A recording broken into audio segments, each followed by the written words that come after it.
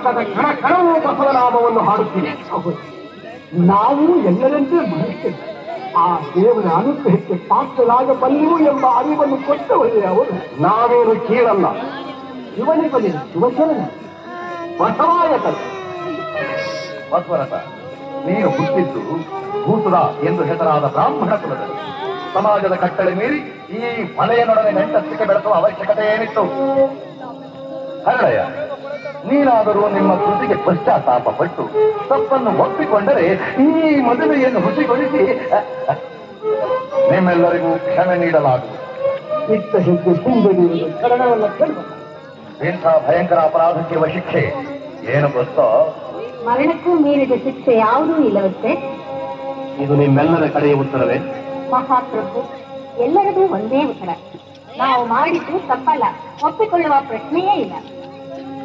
ಮಹಾಪ್ರಭು, ನಮ್ಮ ಸಂಪ್ರದಾಯದ ಪ್ರಕಾರ ಭಿನ್ನ ಜಾತಿಗಳ ನಡುವೆ ನಡೆಯುವ ವರ್ಣಾಂತರ ವಿವಾಹ ದೊಡ್ಡ ಅಪರಾಧ. ಅನುಲೋಮ ವಿವಾಹ ಅಂದರೆ ಕೀಳು ಕುಲದ ಹೆಣ್ಣು ಉತ್ತಮರ ಮನೆಗೆ ಹೋಗುವುದು ಅಪರಾಧವಾಗಿದ್ದರೂ ಶೂನ್ಯ. ಉತ್ತಮ ಕುಲದ ಹೆಣ್ಣು ಕೀಳು ಕುಲದವನ ಮನೆಗೆ, ಅದು ಮಳೆಯನ ಮನೆಗೆ ಹೋಗುವ ಪ್ರತಿಲೋಮ ವಿವಾಹ ಅಕ್ಷಮ್ಯ. ತಪ್ಪಿತಸ್ಥರಿಗೆ ತಕ್ಕ ಶಿಕ್ಷೆ ಆಗಲೇಬೇಕು. ಆಸ್ಥಾನ ಪುರೋಹಿತರಾದ ನಾರಾಯಣ ಕಂಸರು ತಮಗೆ ಸರಿಕಂಡಂತೆ ನಿರ್ಣಯ ಕೊಡಿ. ಅಪ್ಪಣೆ ಮಹಾಪ್ರಭು.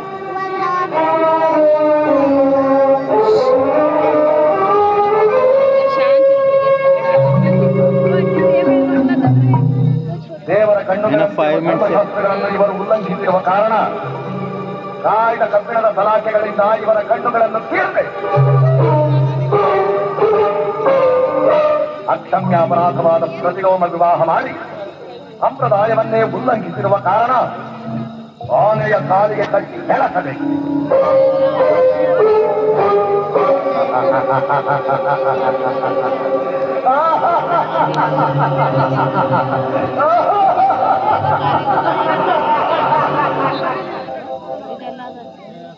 ಈ ಘಟನೆಯು ಕಲ್ಯಾಣ ಕ್ರಾಂತಿಗೆ ನಾಂದಿಯಾಯಿತು ಎನ್ನಬಹುದು.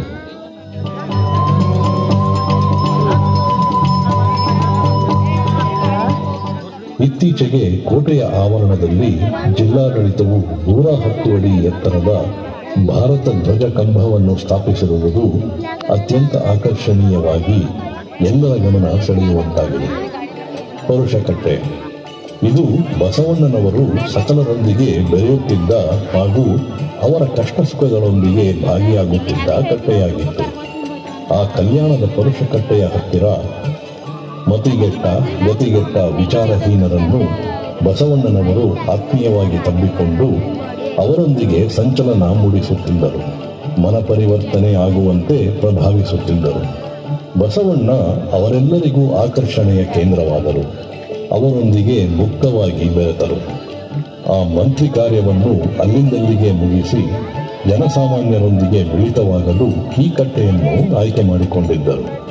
ಅಂದಿನ ಪರುಷಕಟ್ಟೆಯನ್ನು ಇಂದಿನ ಜಿಲ್ಲಾಡಳಿತ ಅಭಿವೃದ್ಧಿಗೊಳಿಸುವ ನಿಟ್ಟಿನಲ್ಲಿ ಕಟ್ಟೆಯ ಸುತ್ತ ವಾಸವಾಗಿದ್ದ ಮನೆಗಳನ್ನು ಹೊಸ ಸ್ಥಳಕ್ಕೆ ಹೆಚ್ಚಿನ ಸೌಕರ್ಯಗಳೊಂದಿಗೆ ಸ್ಥಳಾಂತರಿಸಿ ಪರುಷಕಟ್ಟೆಯ ಸುತ್ತ ಹೊಸ ರಸ್ತೆಗಳನ್ನು ನಿರ್ಮಿಸಿ ಆಕರ್ಷಣೀಯ ಸ್ಥಳವನ್ನಾಗಿ ಪರಿವರ್ತಿಸಲಾಗಿದೆ.